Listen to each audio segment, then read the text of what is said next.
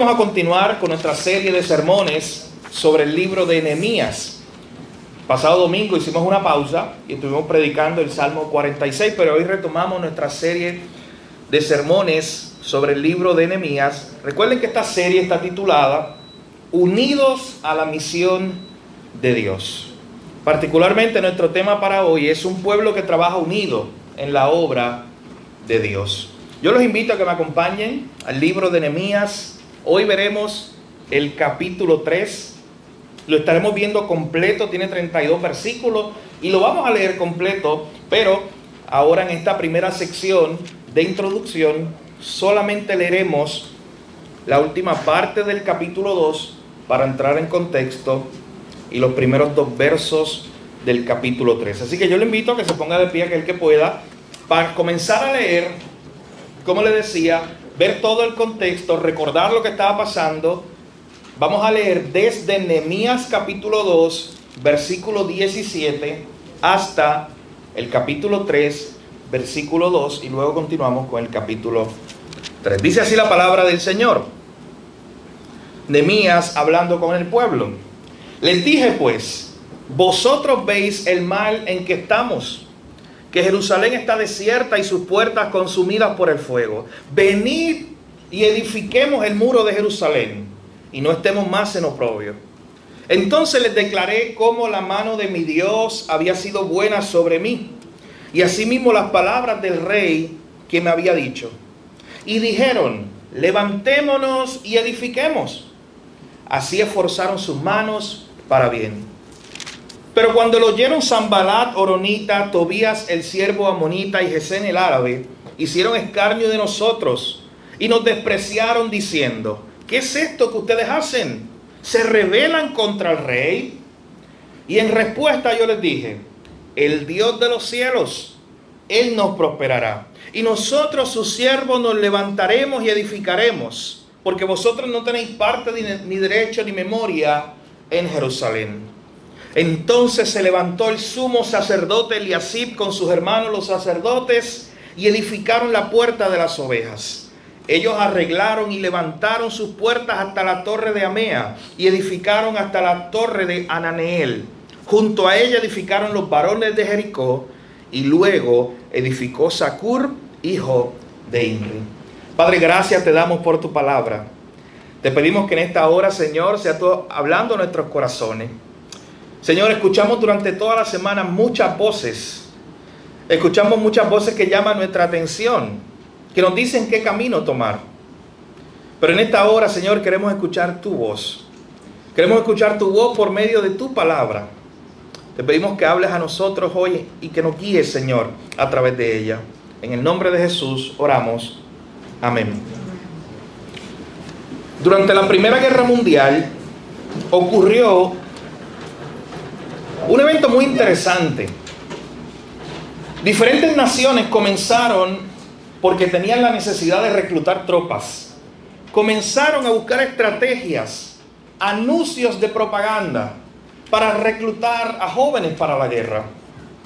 Y particularmente Gran Bretaña utilizó una estrategia muy interesante. Ellos comenzaron a hacer anuncios que los ponían en todas partes.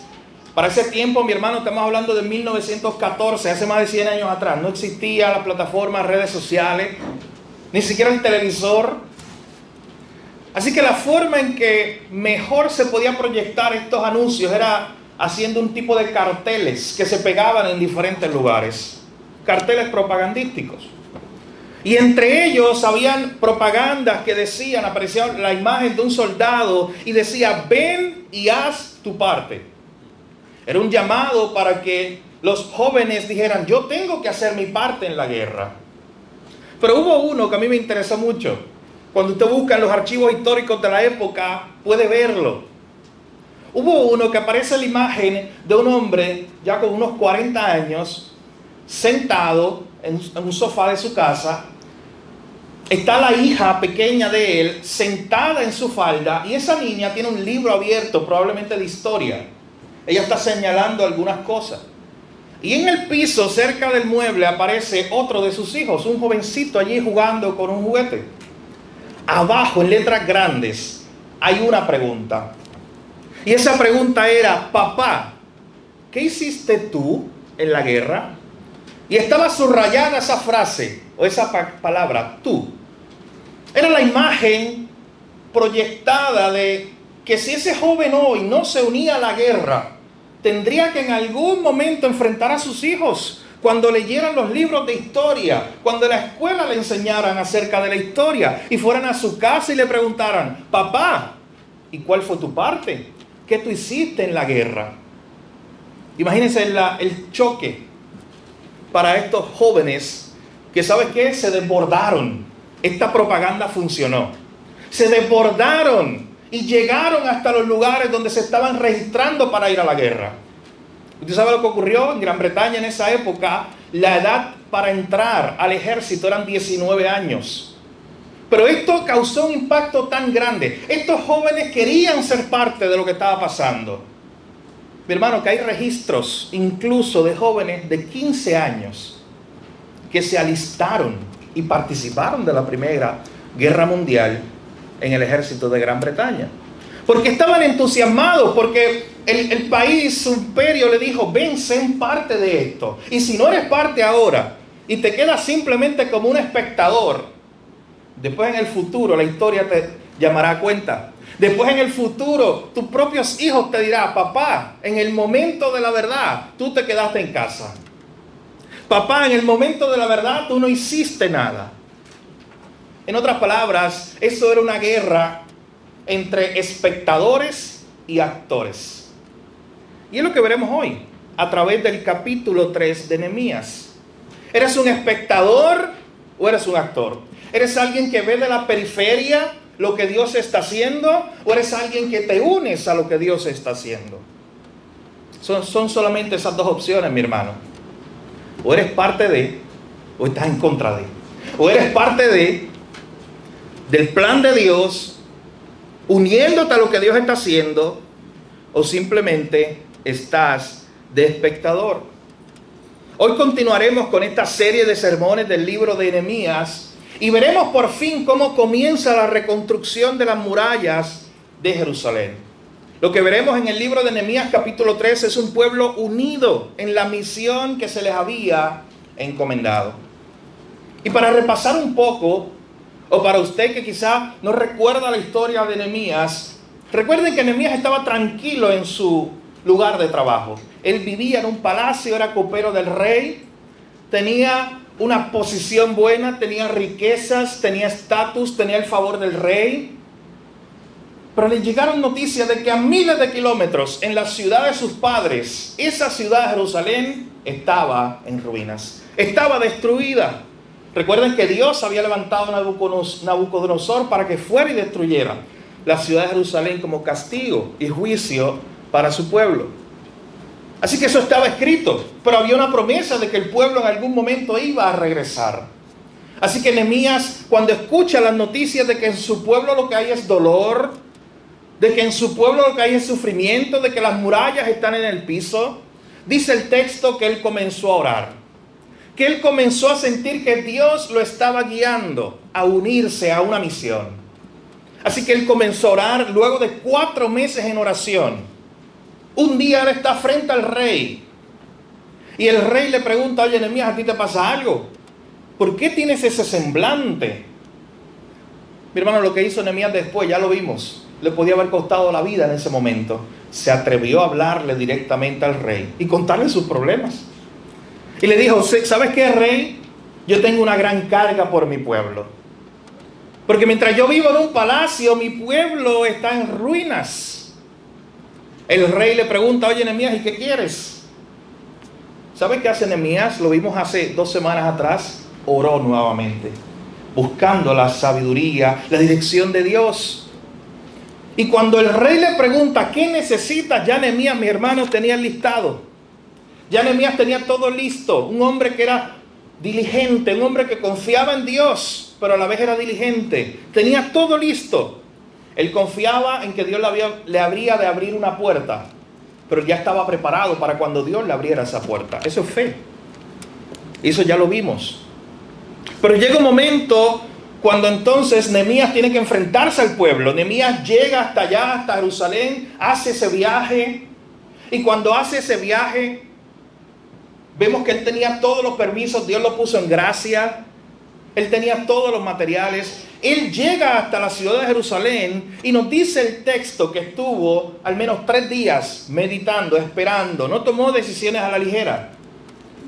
Esperando tomar la decisión correcta de cuándo comenzar.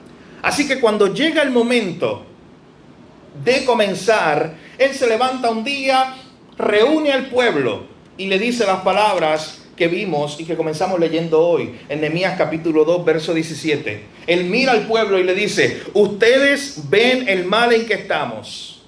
Ustedes ven la situación que está ocurriendo en Jerusalén. Jerusalén está desierta, sus puertas están consumadas por el fuego. Dios me ha enviado una misión y yo los estoy invitando a que ustedes vengan conmigo y edifiquemos el muro de Jerusalén. ¿Y sabes qué él hizo después? Él comenzó a decirle que la mano de Dios estaba con él. Él comenzó a mostrarle cómo no era una iniciativa de él, no era un plan de Nehemías ir a reconstruir las murallas. Era el plan de Dios. Y lo que Nehemías simplemente estaba haciendo era: Dios, yo estoy aquí, úsame como un instrumento. Así que Nehemías le dice esto al pueblo. Y miren cómo respondió el pueblo. La última parte del verso 18. Levantémonos y edifiquemos. Esa fue la respuesta del pueblo. Levantémonos. Sabemos que tú vienes de parte de Dios, Nehemías. Sabemos que tú estabas tranquilo allá en la capital del imperio. Sabemos que tú no tenías que venir, pero has venido porque Dios te ha enviado y Dios está contigo. Así que vamos a trabajar juntos y levantar las murallas de Jerusalén. Verso 19, se levanta la oposición. Y eso lo vamos a estar viendo constantemente. La oposición que se levanta cuando Nehemías está haciendo la obra de Dios. Se levanta la oposición, Sanballat, Tobías y Gesem, diciendo: ¿qué es esto que ustedes hacen? ¿Por qué escuchamos alboroto? ¿Cuál es el plan que ustedes tienen? Ustedes se están rebelando contra el rey. Mi hermano, Nehemías no coge lucha innecesaria. Nehemías le dice en el verso 20: el Dios de los cielos, Él nos prosperará. ¿Por qué? Porque Él nos envió. Y si Él nos envió a esta misión, Él estará con nosotros. El Dios de los cielos prosperará esta misión aunque se levante oposición. Y nosotros nos levantaremos y edificaremos. Noten cómo constantemente se está presentando esa idea de que Él estaba haciendo una misión de Dios. Nosotros nos levantaremos y edificaremos. Y ahí, mi hermano, es cuando comienza entonces el capítulo 3, el capítulo que tenemos delante en esta mañana. Un capítulo que cuando usted lo tiene delante y ve sus 32 versos, usted dice: wow, ¿y cómo yo aplico esto a mi vida? Porque no sé si le pasó, pero cuando usted comienza a leer este capítulo está lleno de nombres. Parece como simplemente una lista de nombres al azar. Pero mi hermano, los miércoles hemos estado aprendiendo, recordando cómo estudiar la Biblia. Aprovecho y hago el anuncio nuevamente. Lo invitamos a las 7:30 de la noche, los miércoles. Estamos aprendiendo cómo estudiar la Biblia. Y una de las cosas que hemos estado diciendo, de hecho es el primer paso, observación. Observe bien el texto, léalo, reléalo. Mi hermano, yo innumerables veces tuve que leerlo. Y cuando usted lo lee detenidamente, usted sabe que ahí hay mucho más que una lista de nombres al azar. Y miren lo que ocurre. Vemos en este pasaje que comienzan a nombrarse diferentes personajes. Y ahí veremos nuestro primer punto, que de cierta manera cubre el capítulo completo. ¿Quiénes están llamados a la misión de Dios? Nehemías llegó allí con todos los materiales, listo para trabajar. Ahora la pregunta era: ¿quién va a trabajar? ¿Quién está llamado a unirse a lo que Dios estaba haciendo? Este texto, mi hermano, el capítulo 3, probablemente fue parte del informe oficial que Nehemías escribió mientras dividía entre el pueblo la tarea de reconstruir las murallas. Y se va a dar cuenta mientras leamos el texto, si usted lo ve con un mapa al lado, o con un diagrama de cómo era el templo en esa época, que lo que está haciendo Nehemías es dando una vuelta por alrededor de la ciudad, dando una vuelta por las murallas, comenzando en la ciudad, o en la puerta, perdón, en lo que se llamaba la puerta de las ovejas, que era la puerta que estaba cerca del templo, por eso se llamaba así. Era la puerta por donde entraban las ovejas para ser sacrificadas. Así que Nehemías comienza ahí y da una vuelta en contra de las manecillas del reloj por la ciudad y comienza a describirnos lo que estaba pasando. De momento él habla de la puerta de las ovejas, ya le expliqué. Luego él habla de la puerta del pescado. Ya usted debe saber, si la puerta de las ovejas era donde entraban las ovejas para ir al sacrificio, y la puerta de los pescados eran por donde entraban los pecadores a vender el producto del día. Y así sucesivamente la ciudad tenía diferentes puertas alrededor de la muralla, y usted la va a ver aquí. Pero le pido algo. Note muy bien, observe bien el texto, más que los nombres. Ahí usted tiene un sinnúmero de nombres para ponerle a sus hijos, nietos, o para recomendar a otros. Pero más que eso, yo le invito a que usted observe bien lo que está ocurriendo. Miren con Nehemías y viaje en el tiempo mientras Nehemías los está guiando a usted y le está diciendo, ¿sabes qué? Aquí estaba esta familia, te los presento. Ellos estaban construyendo en la puerta tal. Y luego sigue caminando y dice, oye, aquí está esta otra familia. Y ellos construyeron aquel lugar. Acompáñenme, lo invito a leer desde el verso 1, lo leeremos completo. Y luego explicaremos algunos detalles. Pero observe bien lo que está ocurriendo allí. ¿Quiénes están llamados a unirse a la misión de Dios? Ya hay un líder enviado por Dios, ya tienen los materiales. ¿Quién está llamado a trabajar? Entonces se levantó el sumo sacerdote Eliasib con sus hermanos los sacerdotes y edificaron la puerta de las ovejas. Ellos arreglaron y levantaron sus puertas hasta la torre de Amea y edificaron hasta la torre de Ananael. Junto a ella edificaron los varones de Jericó y luego edificó Zacur, hijo de Inri. Los hijos de Sena edificaron la puerta del pescado. Ellos la maderaron y levantaron sus puertas con sus cerraduras y cerrojos. Junto a ellos restauró Meremot, hijo de Urías, hijo de Cos. Y al lado de ellos restauró Mesulán, hijo de Berequías, hijo de Mesesabeel. Junto a ellos restauró Sadoc, hijo de Baana. E inmediato a ellos restauraron los tecoitas, pero sus grandes no se prestaron para ayudar a la obra de su señor. La puerta vieja fue restaurada por Joiada, hijo de Pasea, y Mesulam, hijo de Besodías. Ellos la enmaderaron y levantaron sus puertas con sus cerraduras y cerrojos. Junto a ellos restauró Melatías Gabaonita y Jadón Meronotita, varones de Gabaón y de Mizpa, que estaban bajo el dominio del gobernador del otro lado del río. Junto a ellos restauró Uziel, hijo de Araía, de los plateros, junto al cual restauró también Ananías, hijo de un perfumero. Así dejaron reparada a Jerusalén hasta el muro ancho. Junto a ellos también Refaías, hijo de Ur, gobernador de la mitad de la región de Jerusalén. Asimismo restauró junto a ellos y frente a su casa Jedaías, hijo de Arumaf. Y junto a él restauró a Tus, hijo de Asabnías. Malquías, hijo de Arim, y Asub, hijo de Paab Moab, restauró otro tramo y la torre de los hornos.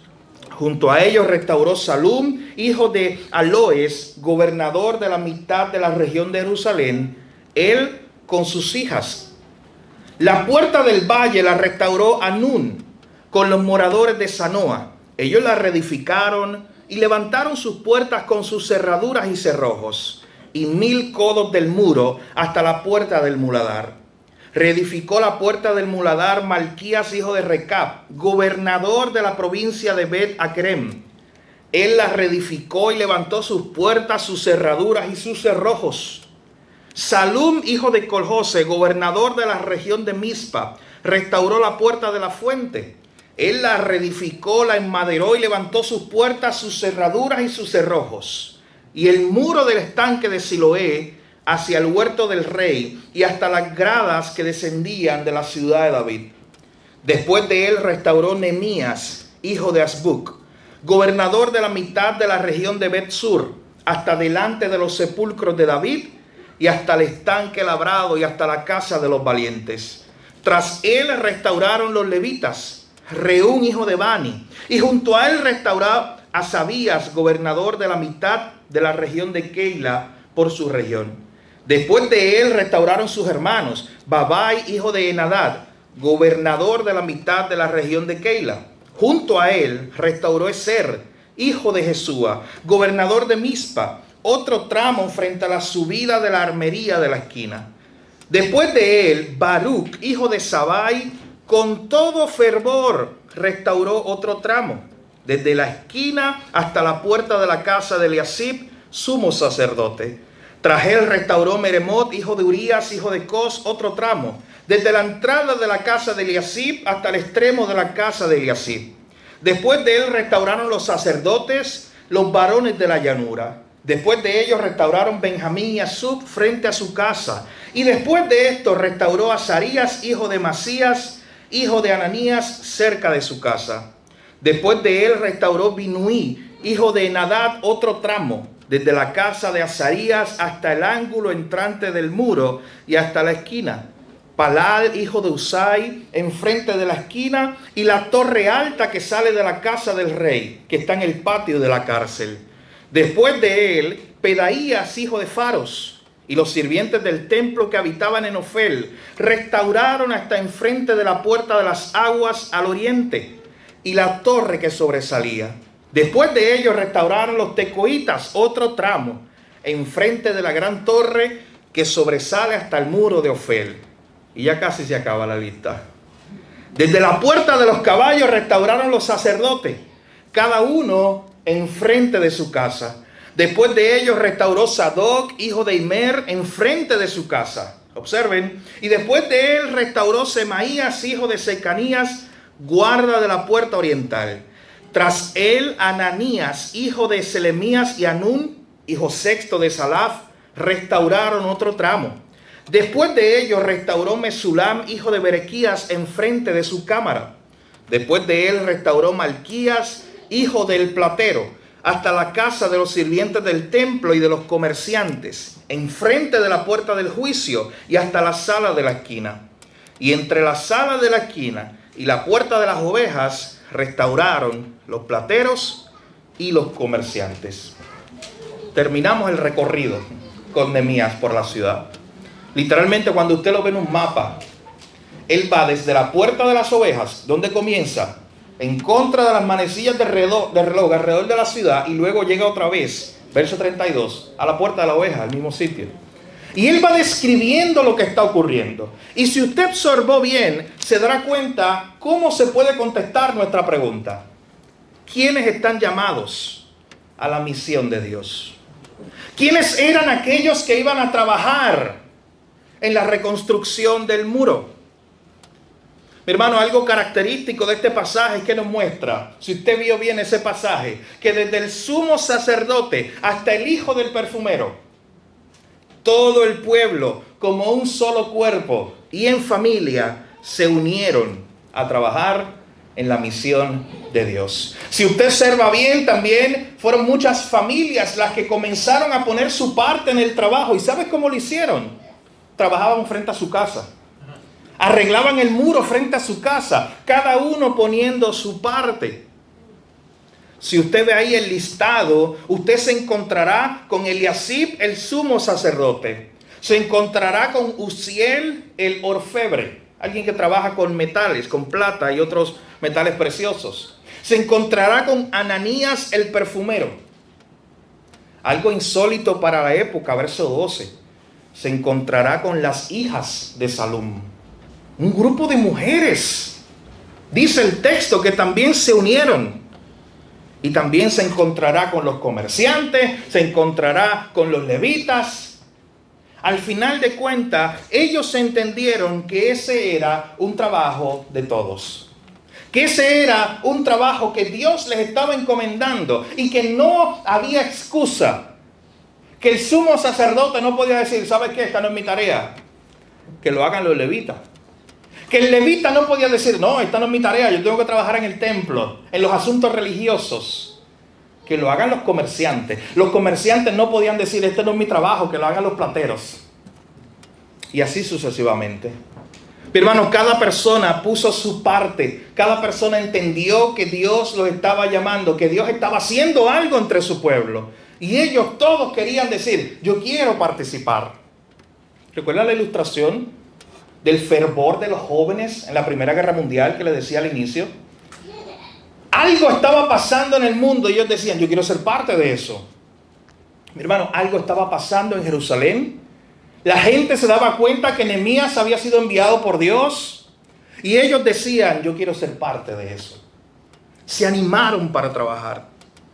Usted tiene en sus notas un comentario de la Biblia de Estudio de la Reforma sobre este capítulo y se los quiero leer.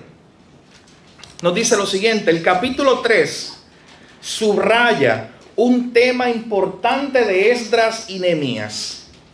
El pueblo de Dios en su totalidad, escuche bien, el pueblo de Dios en su totalidad, y no solo los grandes líderes, son vitales para lograr el propósito redentor de Dios. Todo el pueblo de Dios trabajó en conjunto para reconstruir la muralla. Clérigos y laicos, artesanos y comerciantes, por ciudades y por familias, cada uno contribuyendo a completar la obra en su totalidad. Cuando usted exprime el capítulo 3, usted se da cuenta que esto fue un trabajo de todos como pueblo. Cada uno poniendo su parte en la obra que Dios estaba haciendo allí. Pero también, si usted observa bien, se da cuenta que hay algunas familias que trabajaron en dos lugares diferentes, bien lejos, bien separados de la muralla. ¿Y usted sabe qué significa eso? Que las familias no solamente dijeron, ¿sabes qué? Vamos a restaurar nuestra parte, lo que está frente a mi casa.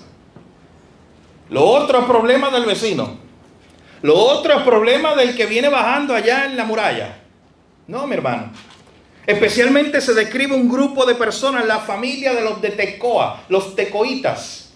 Hago un paréntesis, de ahí cientos de años después se levantaría un gran profeta de la ciudad de Tecoa, y es Amós. Los de esa ciudad, dice el texto en el verso 5 y en el verso 27, que trabajaron en diferentes partes de la ciudad. O sea, ellos hicieron su parte y también dijeron, ¿sabes qué? Como esto es de todos, como las obras de Dios, no solamente estamos enfocados en hacer lo nuestro, sino también vamos y ayudamos la obra en otras partes del muro. ¿Saben por qué ellos no solamente se enfocaron en su pedacito de muralla? Porque ellos entendían que no era de ellos. Porque ellos entendían que ellos no estaban trabajando para ellos mismos. Ellos entendían que ellos estaban trabajando como un pueblo, juntos, para Dios. Y usted sabe que cuando usted ve una imagen como esta, de un pueblo unido trabajando en la misión de Dios, lo único que podemos pensar es en la iglesia y el diseño de Dios para la iglesia. Porque es la misma idea. Un pueblo unido, trabajando todos, haciendo su parte para la obra de Dios. De hecho, hay un pasaje, usted también lo tiene en sus notas, que viene a mi mente cuando veo esta imagen de un pueblo unido, trabajando y cumpliendo el propósito de Dios. Y es el pasaje de Efesios capítulo 4, versos 11 al 16. Miren esta imagen. Es la misma que aparece allá en Nehemías, un pueblo unido trabajando en la obra.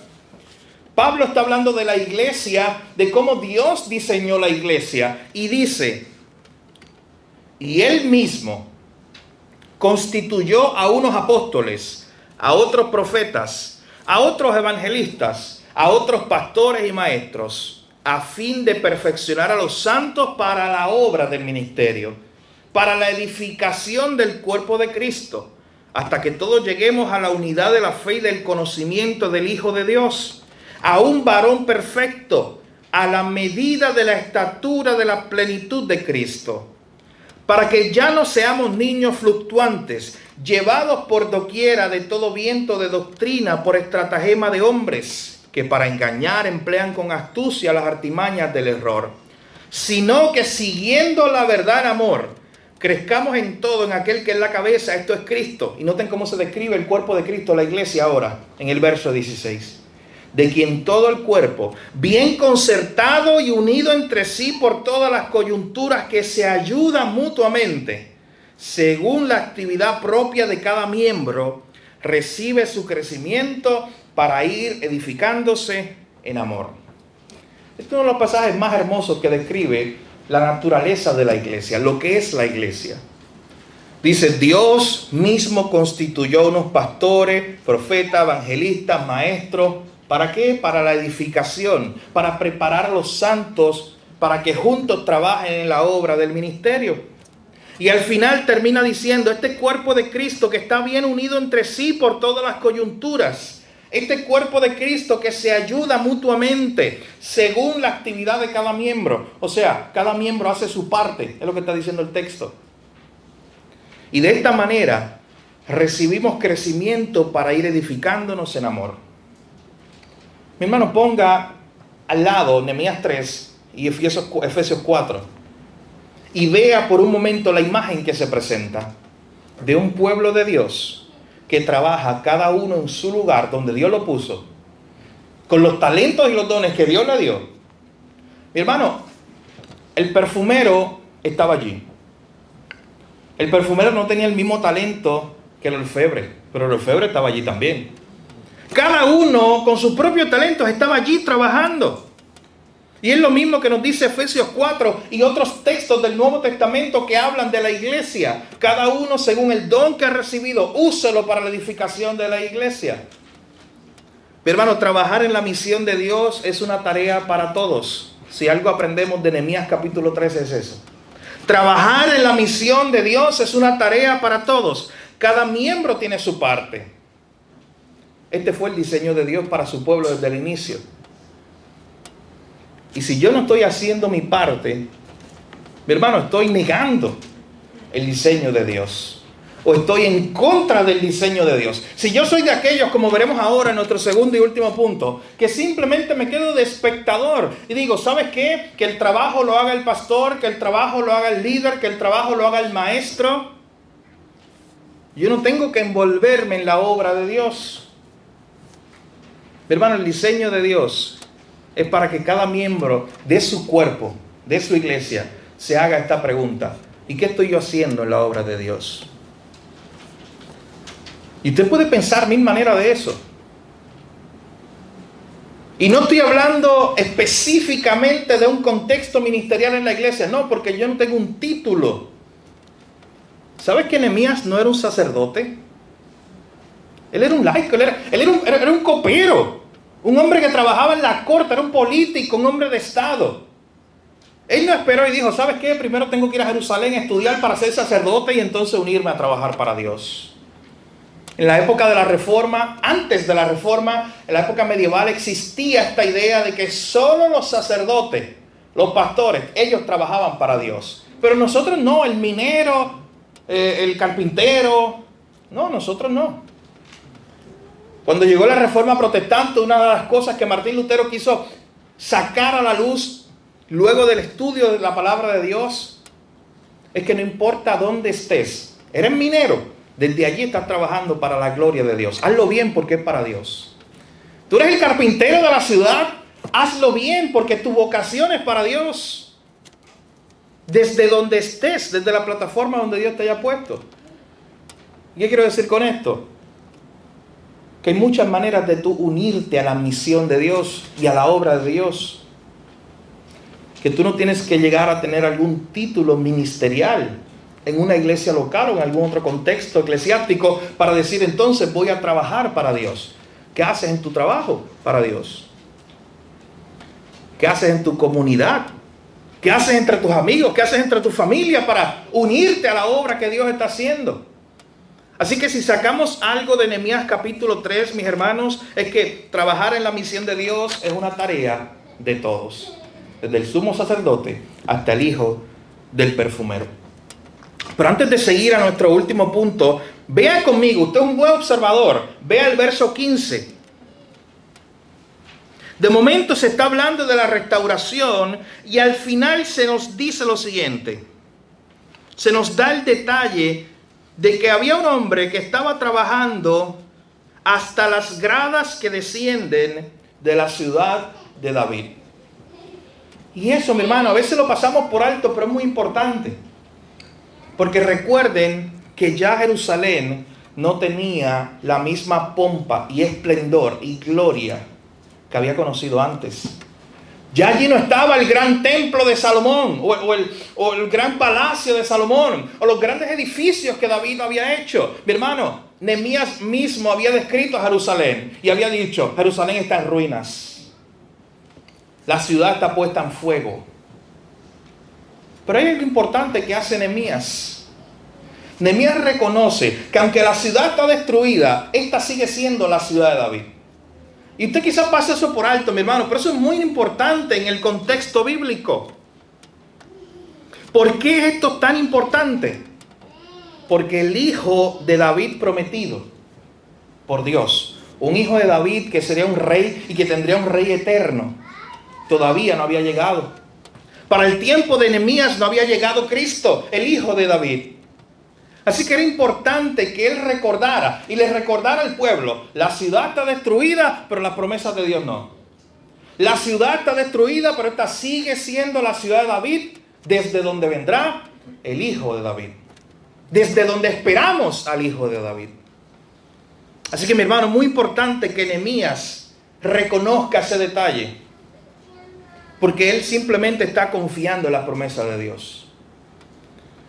Así que cuando usted y yo tenemos este capítulo 3, nos damos cuenta de algunas cosas. Y yo los invitaba a observar. Y en esta última parte de nuestro sermón en esta mañana, lo que queremos ver son dos pasajes principales que nos contestan una segunda pregunta. La primera era: ¿quiénes deben unirse a la misión de Dios? Y ya la contestamos a la luz del capítulo completo. Desde el sumo sacerdote hasta el hijo del perfumero. Todos trabajando juntos en la misión de Dios. Todos trabajando como familia en la misión de Dios. Pero en segundo lugar y último, en esta mañana hay una segunda pregunta que nos dice: ¿cuál debe ser la actitud que debemos manifestar al conocer la misión de Dios? Al enterarte de que Dios está haciendo algo, ¿cuál debe ser la actitud que debes manifestar? Al enterarte que hay una obra de Dios. Cuando esta gente en Jerusalén se enteró de que Nehemías llegaba, y que Nehemías llegaba no enviado simplemente por el rey terrenal, sino por el rey de los cielos, enviado por Dios, y que había una tarea que hacer y una misión, la gente podía responder de dos maneras. Y vuelvo, repito, si usted observó bien el texto, hay dos ejemplos de esto, de cómo rechazar unirte a la misión de Dios, y en segundo lugar, cómo unirte a lo que Dios está haciendo y trabajar con todo compromiso y fervor. Miren el primero. En el versículo 5 se nos está dando un detalle muy interesante. Inmediato a ellos restauraron los tecoitas. Pero nota lo que dice al final. A veces entre tanta lista de nombres pasamos por alto ese detalle. Pero sus grandes son sus nobles, los hombres ricos de ese pueblo, no se presentaron o se prestaron para ayudar a la obra de su Señor. Mi hermano, hubo parte de ese pueblo de los tecoitas. Recuerden que yo le dije ahorita que los tecoitas fueron los que más trabajaron. Fueron los que terminaron su lugar en la muralla y luego fueron a ayudar a otra gente. Pero ese era el pueblo. Los grandes, esos eran los jefes, los hombres ricos. Con este detalle, usted puede leer Amós y darse cuenta cuando Amós habla, Amós que era de esa región también, habla acerca de cómo estaban viviendo los ricos de la ciudad, olvidándose de Dios, oprimiendo a los pobres. Eso no venía del tiempo de Amós, eso era de mucho tiempo antes. Mientras el pueblo estaba trabajando, hubo un grupo de personas nobles, gente rica de los tecoitas que dijeron: nosotros no nos vamos a prestar para ayudar. En otras palabras, nosotros no vamos a hacer nada. De hecho, la idea original que aparece en el idioma original hebreo cuando se escribe este texto, ellos están diciendo lo siguiente: nosotros no nos vamos a poner el yugo para ir a trabajar con esa gente. Esa es la idea que ponen. De hecho, las traducciones en inglés a veces lo presentan de esa manera. Ellos dijeron: nosotros no nos vamos a poner ese yugo. Trabajen ustedes. Nosotros no nos vamos a unir a lo que está ocurriendo allí. En la Nueva Versión Internacional, el versículo 5, la última parte dice: los de Tecoa reconstruyeron el siguiente tramo de la muralla, aunque sus notables no quisieron colaborar con los dirigentes. Mi hermano, una cuestión de voluntad del corazón de ellos. Su corazón no estaba unido a la misión de Dios. Su corazón estaba bien lejos, no estaba unido a lo que Dios estaba haciendo.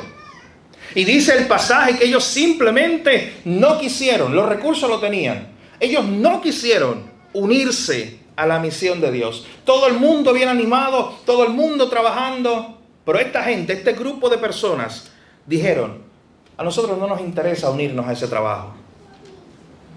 Hermano, esta actitud de indiferencia ante lo que Dios está haciendo es una actitud que manifiestan aquellos que no están comprometidos con la misión de Dios.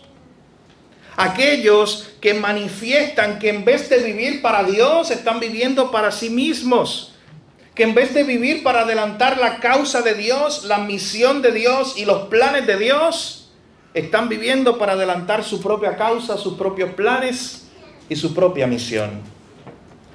¿Recuerda la Torre de Babel? Bien temprano en el registro bíblico en Génesis, que mientras Dios les dijo: vayan, multiplíquense, y mientras vayan ellos tenían que hacer el nombre de Jehová conocido, exaltar el nombre de Jehová.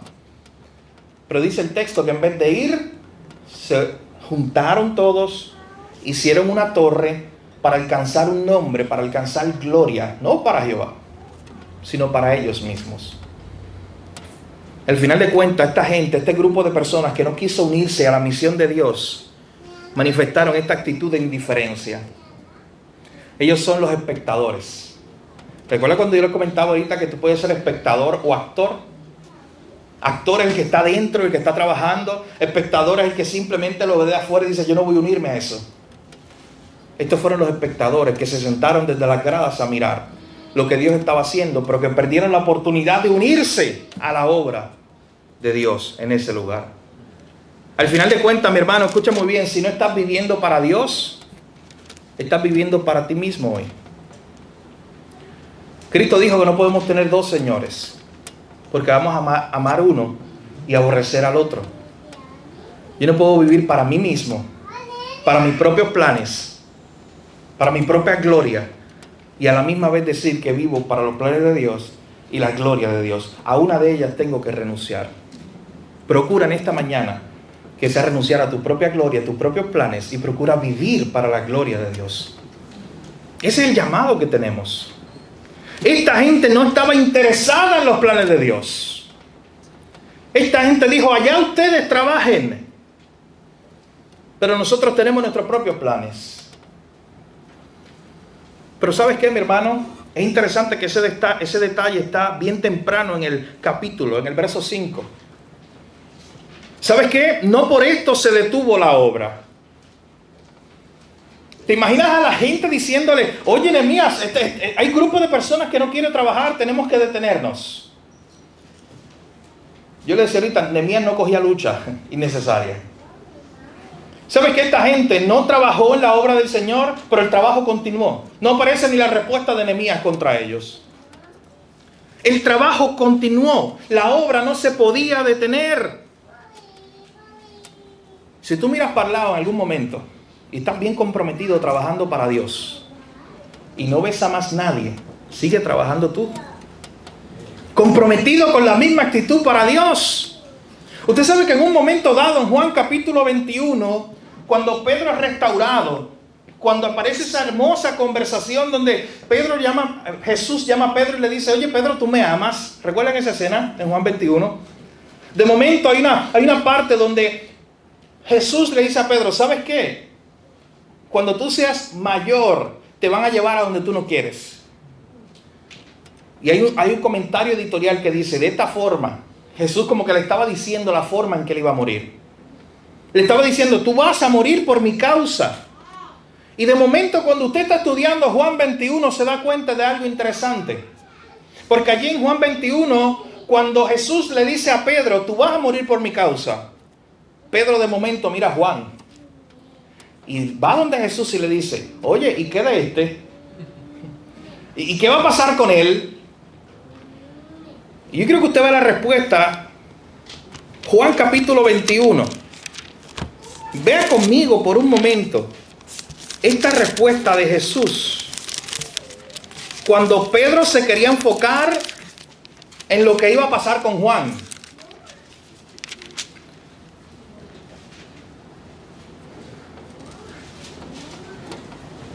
Versículo 21. Cuando Pedro le vio a Juan, dijo a Jesús: Señor, ¿y qué de este? Jesús le dijo: si quiero que él quede hasta que yo venga, ¿qué a ti? Sígueme tú. Una palabra fuerte de Jesús. Pedro, no te concentres en lo que está haciendo Juan. Pedro, no te concentres en que si Juan está trabajando, no. Pedro, no te concentres en lo que va a pasar con Juan. Pedro, sigue trabajando tú. Sígueme tú. Y cuando nosotros tenemos la historia de Nehemías, mis hermanos, nos damos cuenta que aunque este grupo de personas no quiso trabajar, esto no causó que se detuviera la obra. Esto no causó que la gente fuera donde Nehemías a darle la queja y que Nehemías dijera: ¿sabes qué? Comunicado oficial, pásenlo por alrededor de todo el muro. Se detiene la obra. Porque hay algunos opositores que no quieren trabajar. No, mi hermano. Simplemente ellos siguieron trabajando. Así que esta fue la forma que respondió este grupo de personas. Pero ¿sabes qué? Cuando tú sigues leyendo el texto, te darás cuenta lo que dice el verso 20. Que hubo un grupo de personas o una persona llamado Baruc que no manifestó esa actitud de los nobles de la ciudad de Tecoa. Él manifestó la actitud contraria. Dice el versículo 20, no sé si usted lo observó en la lectura original. Después de él, Baruc, hijo de Zabai, con todo fervor restauró otro tramo. Mi hermano, esta es la única persona que se nos da ese detalle. ¿Te imaginas la lista completa? Y fulano trabajó allá, y fulano trabajó en otro lado. Pero solamente de Baruc se nos dice: oye, Baruc trabajó allí. Oye, pero este hombre lo hizo con todo fervor. Mi hermano, para que Nehemías escribiera ese detalle, es porque algo se veía en este hombre. La forma en la cual este hombre estaba trabajando. Él tenía una actitud de compromiso total. De hecho, en la Nueva Traducción Viviente, este versículo dice: junto a él estaba Baruc, hijo de Zabai, quien reparó con entusiasmo una sección adicional. Este fue de los que trabajó de más. Pero dice el texto que trabajó con fervor, que trabajó con entusiasmo. Hay otras traducciones que dicen que trabajó con celo, celosamente, que trabajó comprometido. Mientras otros se oponían a la obra, mientras otros se quedaban de espectadores y decían: allá ustedes, nosotros tenemos nuestros propios planes, no vamos a trabajar en la obra de la reconstrucción. Aparece la figura de este hombre Baruc diciendo: yo estoy aquí dispuesto a trabajar. Si esto es para Dios, esta es la misión de Dios. Yo estoy aquí dispuesto para trabajar. Y voy a trabajar con todo entusiasmo y con todo fervor. Porque es para Dios. Mi hermano, la actitud correcta con la cual debemos trabajar en la misión de Dios es con ese mismo fervor y compromiso que manifiesta ese hombre llamado Baruc. Entregándonos por completo, sirviéndole a aquel que se entregó por nosotros en la cruz. Pero hermano, la cruz fue una entrega total, no fue menos que eso. Lo que se requiere de nosotros ahora es una entrega total, no menos que eso. Cuando Jesús invitaba a la gente a seguirlo, Él invitaba a que la gente lo siguiera con un compromiso completo, no a medias. Esta misma actitud fue la que manifestó el apóstol Pablo allá en Colosenses 1:29, cuando él decía que él arduamente trabajaba en la obra. Como Baruc, con todo fervor trabajaba en la obra. ¿Cómo estás respondiendo tú hoy a la obra de Dios? Vimos dos ejemplos. O eres de aquello como los nobles de la ciudad de Tecoa, que simplemente se quedan de espectadores. Esos son los que dicen que lo haga otro. Yo no tengo que meterme ahí. Yo no tengo que unirme a la misión de Dios. O eres de aquellos como Baruch que dicen, ¿sabes qué? Yo voy a trabajar, y no solamente voy a trabajar por trabajar, yo voy a trabajar con todo fervor porque esto es para Dios. Yo voy a trabajar con entusiasmo y voy a dar lo mejor de mí porque esto es para Dios. Y así tú tenías a mucha gente. Imagínate al perfumero trabajando con todo fervor. Imagínate al comerciante, al platero, cada uno en su lugar, cada uno en su pedazo de muralla. Imagina por un momento la escena, mi hermano, y con esto ya vamos cerrando. Imagina esta escena cuando hay un grupo, una familia, papá, mamá e hijos, familia definida por Dios. Quiero aprovechar cada contexto para recalcar eso. Familia definida por Dios, porque usted sabe que hoy vivimos un ataque frontal a nuestras familias. Familia definida por Dios, padre, hombre, mujer, madre y niños. Y en estas familias trabajando juntos para el Señor. Imagínate un día temprano y el niño le dice, papá, ¿y qué vamos a hacer hoy? Continuar trabajando en la muralla. ¿Y por qué hacemos eso, papá? Oye, porque Dios ha levantado un hombre llamado Nehemías. Él ha venido hasta acá. Y Dios se ha puesto en su corazón unos planes para restaurar la ciudad. Y nosotros queremos ser parte de eso. Familias completas trabajando para Dios. Hermano, cuando usted y yo vemos en Mateo capítulo 9, esas famosas palabras de Jesús cuando Él ve a una multitud grande, como ovejas sin pastor. Y Él ve esa multitud desamparada y Él mira a sus discípulos y le dice, a la verdad que la mies es mucha y los obreros son pocos. A la verdad que la obra en el reino de Dios es grande, pero faltan obreros. La obra de Dios no se detiene. La obra de Dios ha continuado siempre. Dios nunca ha detenido su obra. Y gloria a Dios por eso. Si Dios detiene su obrar, el universo colapsa. Si Dios detiene todos los días de ser bueno. Si Dios se detiene de todos los días sustentar el universo con su poder. Nunca el problema ha sido la obra de Dios. Dios siempre está obrando, Él siempre está haciendo algo, Él siempre está cumpliendo su misión y sus propósitos. El problema siempre ha sido la falta de obreros. La mies es mucha, pero son pocos los obreros. ¿Cuál era la solución? ¿Qué es lo que Jesús le dijo después a los discípulos? Rueguen, pues, al Señor de la mies, al Señor de la obra. Rueguen para que Él envíe más obreros a su obra. Para que Él ponga en el corazón de la gente, gente como Nehemías, con pasión por Dios y pasión por la obra de Dios. Gente como el platero, el comerciante y todas estas familias aquí descritas. Gente como Baruch, que con todo entusiasmo iba a trabajar para Dios. Oremos por obreros para la misión de Dios. Mi hermano, en el cumplimiento de la misión de Dios, a través de la iglesia, no deben existir espectadores.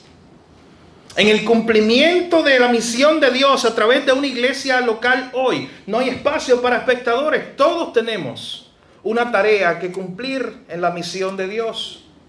Esta es la verdad que vemos en Efesios 4, que lo vimos ahorita. Esta es la misma verdad que vemos en 1 Corintios 12, cuando se nos describe la iglesia como un cuerpo. Y se nos dice, ¿sabes qué? No todos somos manos. No todos somos pies.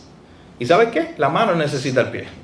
Nos necesitamos todos. Y 1 Corintios 12 dice que somos puestos allí, en esa parte del cuerpo. Fuimos puestos por Dios. En el lugar donde estás. ¿Fuiste puesto por Dios?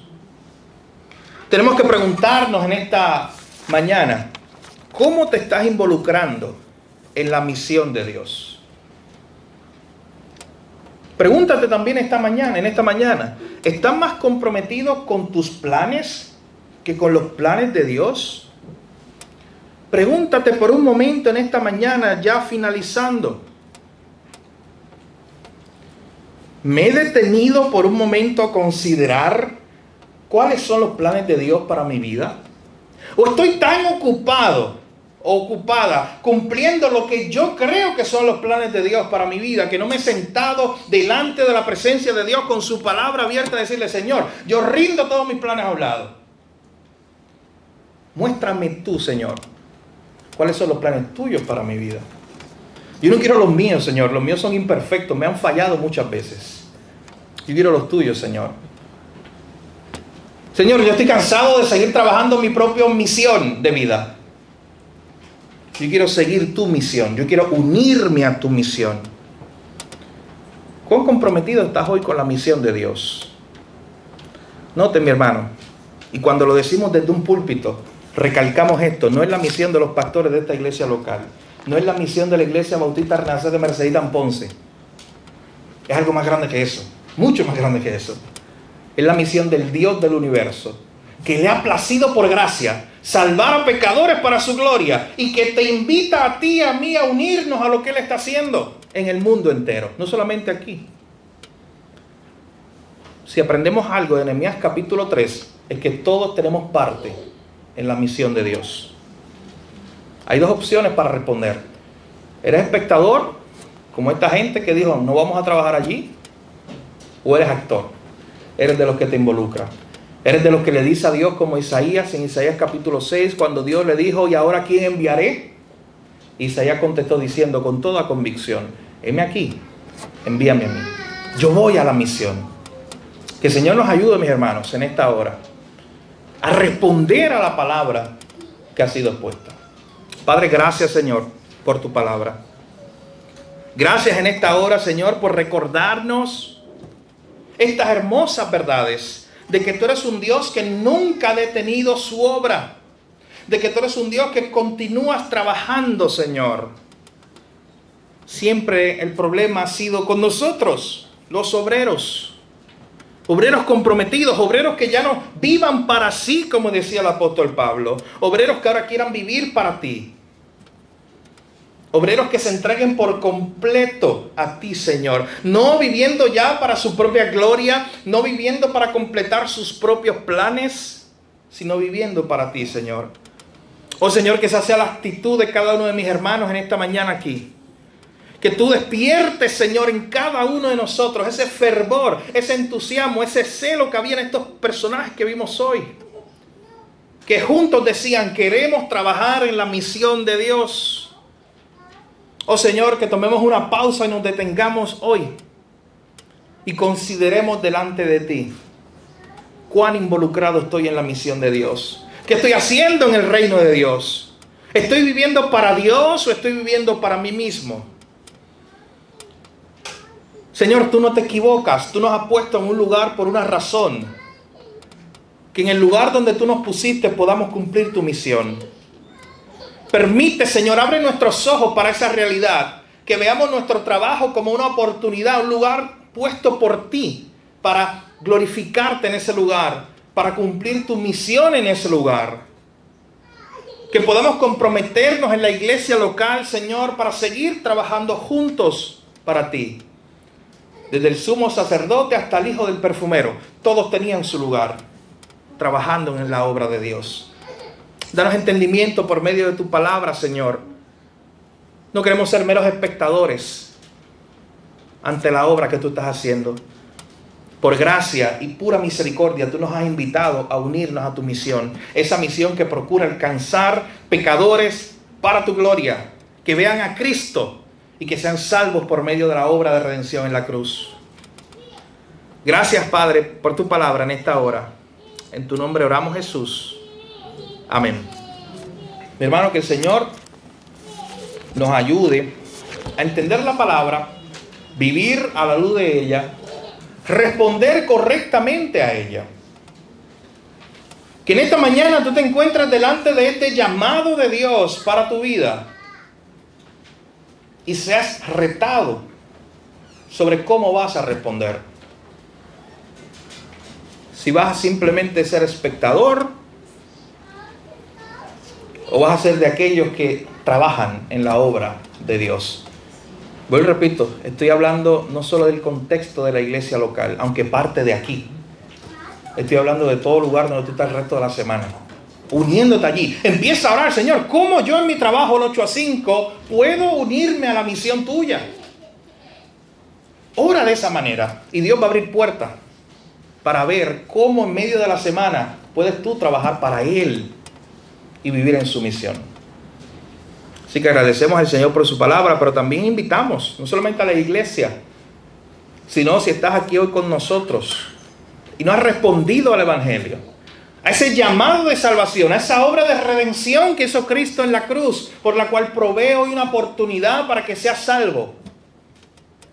Si estás aquí o estás a través de esta transmisión, en nombre del Señor te invito a responder a Él, a que veas que no puedes salvarte por tus propios recursos o por tus propias obras, y que lo necesitas a Él, y que puedas ahí desde donde estás orar hoy y pedirle al Señor que te salve, que perdone tus pecados y que te ayude desde hoy a vivir para su gloria. Que el Señor nos ayude, mis hermanos, a vivir a la luz de esta palabra. Con la ayuda del Señor, el próximo domingo nosotros continuaremos con nuestra serie de sermones sobre el libro de Nehemías. Cada vez se pone más interesante, cada vez hay más verdades para nosotros aprender. Así que lo invito a que usted estudie en sus hogares. Vamos a entrar al capítulo 4. Vamos a ver específicamente qué pasó cuando las familias comenzaron a trabajar unidas, cuando la obra comenzó a correr y había mucho entusiasmo. ¿Qué pasó después? ¿Cómo se levantó esa oposición y cómo Nehemías respondió? Eso vamos a verlo con la ayuda del Señor el próximo domingo. Pero de igual forma los invitamos los miércoles a las 7:30. Estamos estudiando una clase de hermenéutica, cómo interpretar la Biblia. Acabamos de terminar una práctica de Filipenses capítulo 2, viendo ese pasaje, cómo lo podemos interpretar. Así que los invitamos los miércoles a las 7:30. De igual forma,